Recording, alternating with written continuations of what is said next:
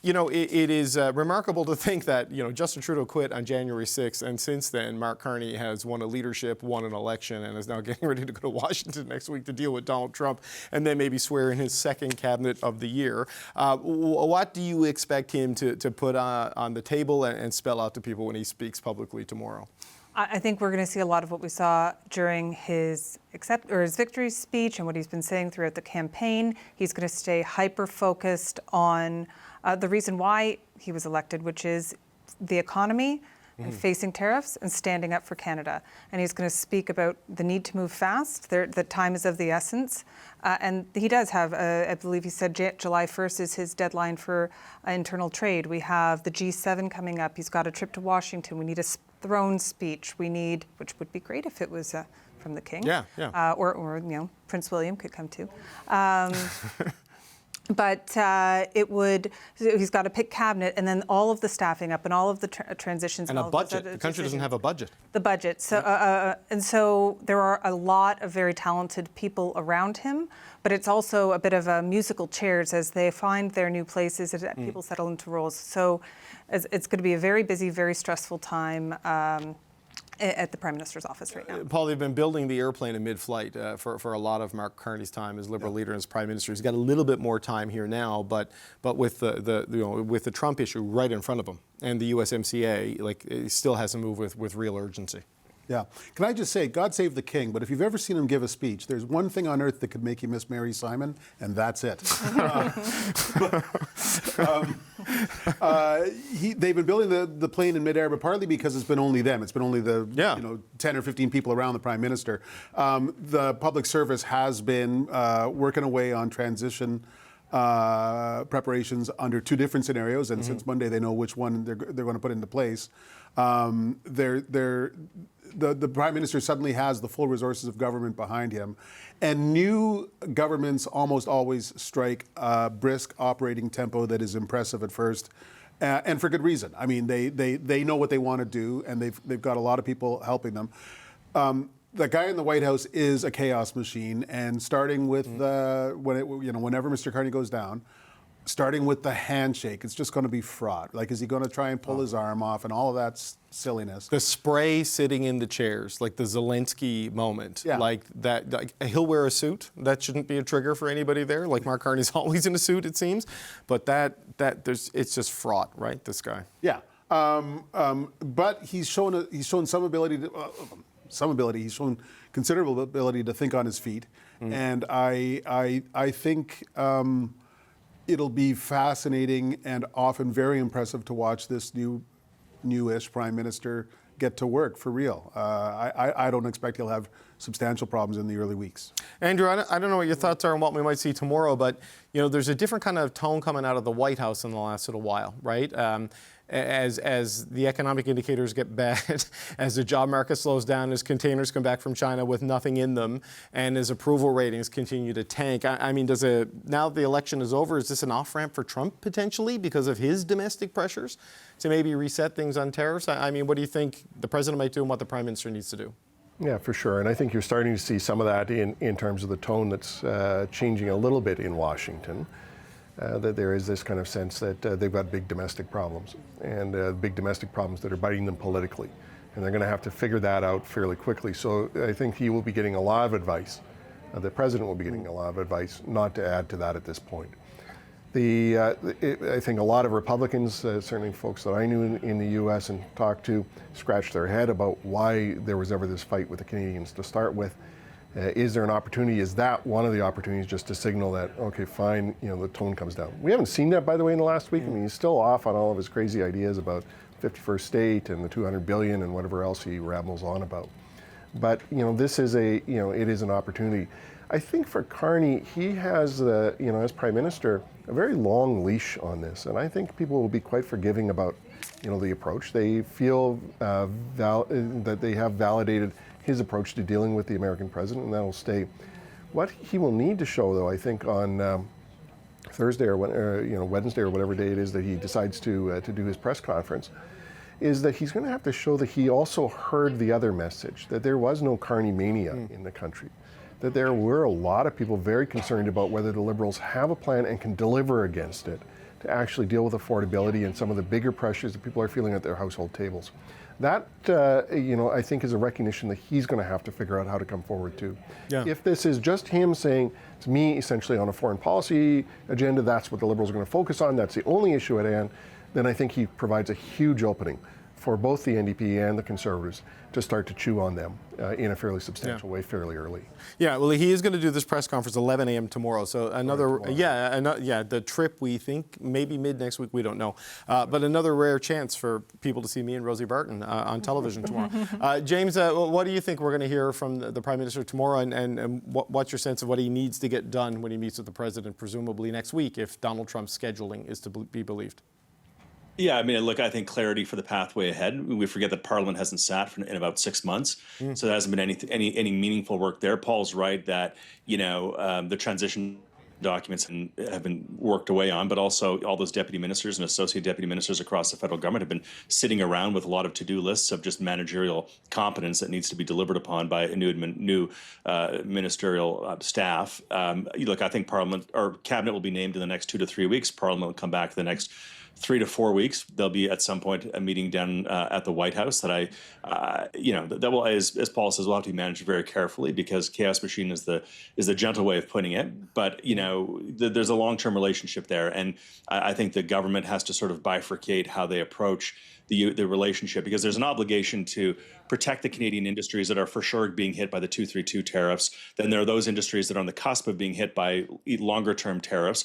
And then there's the obligation that Prime Minister Carney sought a mandate for, which is to seek bigger, better, and broader, more diverse global markets to get Canadian products to. That'll help buffer, the chaos that may be upon us for the coming 3.5 years of the Trump administration. So all that stuff has to be, I think, on the horizon.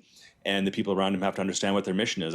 Doug Ford and Mark Carney are the two leaders of serious governments that have alone in the world have been elected on standalone mandates to confront Donald Trump and to protect their domestic interests. This coming Saturday, Australia will probably be the third. So there's a mounting sort of body of political leadership around the world that is on a clear mission for the next few years. And Mark Carney will be the first to meet the president on the cusp of that mandate. So, Stevie, just on that, presumably we won't have the new cabinet by the time he goes to Washington. And again, we're going off Donald Trump's schedule here next week. Do we expect big changes? I expect a larger cabinet with some new blood, but, in finance, trade, foreign affairs, public safety, defense, what's your sense? So I think it will be a larger than what was sworn in earlier in March. Yeah, the low 20s, whatever it was. But not maybe Trudeau era large. I think it'll still be a relatively modest sized cabinet. I think it would make sense to keep some of his star or proven competent leaders, ministers in some key portfolios. Dominic LeBlanc comes to mind as someone who should still be involved in the Canada-US relations. Melanie Joly has been a very effective in her role and could be put into another role if he sees fit. But she's another star. Champagne, my old boss, Anita Anand, are all ones that I would expect to see. My other old boss, Bill Blair, would probably be some I would keep in there. Right. But when you start adding all those names in, there doesn't make a lot of room for that new blood and that new refresh.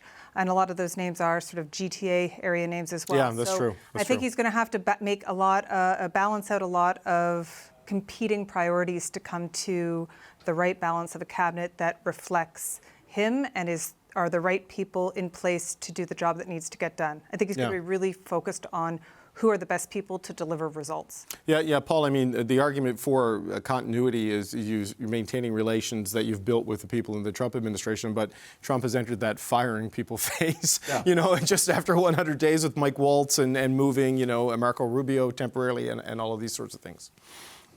Before the second inauguration, there was a kind of an open question whether Trump would really be the president or whether he'd be a figurehead and the sort of Agenda 2025 people would be running the joint.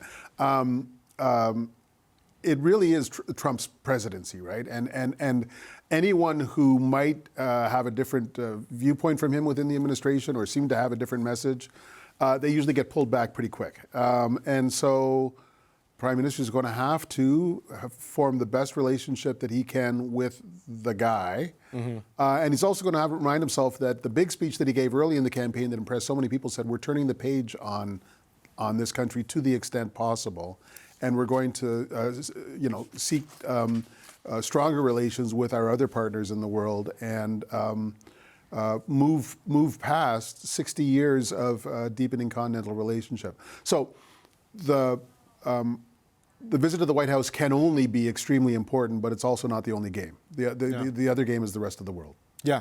Well, look, and there's the rest of the world, there's the U.S., and then there's also domestic issues because, there's some concerns about geographic and generational divides here. And this week, Alberta Premier Daniel Smith proposed to make it easier for citizens to force a referendum on anything, including separation from Canada. And Smith will do that by lowering the number of signatures required on a petition and give them more time to get those signatures. And she was asked repeatedly today about allegations that she, as Premier, is stoking the separatist movement in Alberta. I'm not going to prejudge what citizens are going to do for a petition. Once there's a petition on the table and there's an active discussion from citizens having achieved the requisite number of signatures, I'd be happy to answer your question. Right now, this is just enabling legislation so that any citizen is able to go out, garner signatures, and if they're successful, then I guess you can ask me to comment on what is actually on the table. You're putting forward a hypothetical that doesn't exist. And what is your personal position on Alberta separating from My Canada? personal position is I believe in Alberta sovereignty within a united Canada. So Andrew, that is the position Daniel Smith has taken consistently. But people look at this process like, why lower the bar? Why do this when there is this conversation? Pressa Manning and others talking about Alberta separating. I mean, what's your view on this? Yeah, well, I mean, Western separatism has been around for a long time. Preston Manning has been kind of pushing it for a long time. Anytime they don't get their way, this pops back up. And, that's what we're seeing. I mean, I've also, though, consistently said, and I said this when I was in government, I still believe it, there's a lot that needs to be done to make a fairer deal for Western Canada. Within the Federation. So it's not that the grievances are entirely unfounded, but I think that they are overstated and they are being used for a very kind of manipulative partisan purpose. Interestingly, Scott Moe is taking a slightly less vitriolic kind of approach to this. I don't know that will hold forever because he's not exactly a leader. He tends to follow more of where Alberta goes. But at this point, it seems like what she's doing, at least in Alberta, what Premier Smith is doing, is really trying to distract from a number of scandals and crises that her own government is under. So separatism, this will be, certainly an issue she would like people to be talking about instead of AHS, but, whether or not that actually sticks in people's minds, we'll see. James, how do you confront this as a as a federal Liberal government? They struggle in Alberta, as you well know. But, whether Daniel Smith wants to separate or not, she has made it easier for people to push this. How do you confront it if you're the Prime Minister? You've served up the whole beachfront of the conservative grievances in this country, from Jamil Javani to Alberta separatism to Donald Trump. So I really appreciate today's show. Well, we knew you were coming, so we wanted to give you some. Look, I think Daniel Smith is playing with fire here in a way that's really toxic to the country. Andrew cracked open the door, but I'll push it open. I think the team of Premier Smith and Premier Moe on the Prairie Provinces, I think, has been very effective in terms of voices for Western Canada. And I think Premier Smith risks having a crack between her and Premier Moe in a relationship that I think is actually, again, accretive to all of the country to have some pushback. And healthy tension is a good thing because it means that voices are being heard. But lowering the threshold the way that she has and just sort of throwing it into the wild to have endless plebiscites and referenda on whether or not the country should stay united and Albertans should feel comfortable in the country, I think is a really toxic and unfortunate thing. And this idea of, I keep hearing the West. I'm in the West. I can, I'm in British Columbia. The proposition here of separation is 95-5 no. And I think Premier Smith and others should recognize that in British Columbia, and I say this as a conservative, In British Columbia, in Alberta, in Saskatchewan, and in Manitoba, more people voted for the Liberal Party in this election than the previous two. So, while there are grievances that are legitimate and real and need to be heard, I would hope that a person who's the Premier of the province of Alberta would echo the voice of Premier Lougheed, who said, I'm an Albertan and a proud Albertan, but I'm a Canadian first. And we need more of that in this country. And then look, Premier Smith, if the Prime Minister of the country is the toughest job in politics in Canada, the Premier of Alberta is probably the second toughest. Premier Smith has a very, very tough job. But bringing in a coalition that includes people that are separatists, I would prefer her be prepared to lose 5 to 10% of her governing coalition and pushing out people who aren't committed to this country and have them start their own party and have them get 5% of the vote and then have them fade away. And then let's have the Premier of Alberta be a Canadian first. That's what I'd like to see. Stevie, what do you think the Prime Minister should do here? Born in the Northwest Territories, but raised in Alberta. So I think he needs to and will be building out a coalition and engaging with premiers to build this Team Canada, to deliver internal trade as he's promised. I think I agree with a lot of what's been said about Premier Smith. I would add, I think she's doing a lot of this for her own political gain. There's a lot of other issues going on in Alberta. There are internal political things she would very much like a distraction from, and yelling at Ottawa is helpful in that respect. Stirring up these sentiments is another distraction away from, some of the other things that are going on. And, it's helpful to her in many ways that Carney won. It gives her someone to yell at. It would be harder, I think, for her to take some of this tone if Poilievre was Prime Minister. Paul, what do you think? Danielle Smith has her job today because Jason Kenney spoke in ways that Alberta populists didn't hear themselves when he spoke. She never forgets that. And it seems to me that she almost literally spends 3 days a week talking in ways that I find congenial and 2 days a week saying stuff that I can't understand. And I think that's how she hangs on to the job.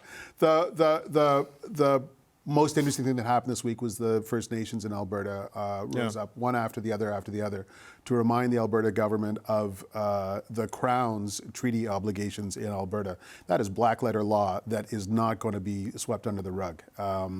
And it was handy for Alberta's First Nations to remind people of that. Yeah, that's a good point. James, I was looking through my tickle trunk of grievances to throw another one at you, but instead I'm going to do a quick round on the NDP because the New Democrats, they took a crushing blow in this election. The party lost 17 seats, one of which belonged to longtime MP Peter Julian. Now, I spoke to Julian earlier today about what his party could have done differently. I thought the campaign was executed well, but the strategy was wrong. Strategy needed to put our vision out well before, even as the Liberal leadership campaign was progressing. People needed to see what the NDP alternative was, what the NDP vision of our country is. I mean, we have a remarkable track record over the last 2 minority parliaments. Virtually everything that was delivered through NDP efforts. Okay, you can watch the rest of that interview coming up in the second hour of the show. But Andrew, on that, it was a criticism of campaign strategy, but also acknowledging that maybe they've stopped talking to the working class in a way that was, effective in the roots of the party, and which we've seen Pierre Poilievre do in southwestern Ontario shows the fruit of that effort. Yeah, for sure. I mean, what we saw was a large number of NDP voters go to 2 more right-wing parties, and namely a central banker-led Liberal Party, and a populist Conservative Party. The NDP's got to figure out why that happened, and obviously it happened in part because they weren't resonating, their solutions weren't working, and they weren't talking in a way that made people feel like they could make a difference there. I think that this was a misread, to be honest, of what came out of the COVID era and what happened in 2021. There was really a sense that Singh had stood up and had protected Canadians through the CERB investments and all the rest of it, and that if they just kept that tax and spend socialism going, that this would really work to their advantage. And so they got sucked into these ideas that somehow, dental care and pharmacare and everything else were going to be vote determining. Not bad programs. I mean, they're important programs, but they're not vote determining. And they really missed the moment. And I think this is one of the challenges, and you're starting to see this in the debate that's happening within what is left of the NDP. And let's not understate that the NDP may be a little bit scattered right now, but that coalition can come back together fairly quickly too. The Liberals and Conservatives borrowed a lot of vote to get where they are. But what you see is a group of folks who were part of that, Kafia caucus who want to be out there talking about, the party becoming more radical and needing to become more left-wing. How you look at a party that lost most of its vote to more right-wing parties and decide that the solution is to become more radical and more left-wing is the way back just defies logic.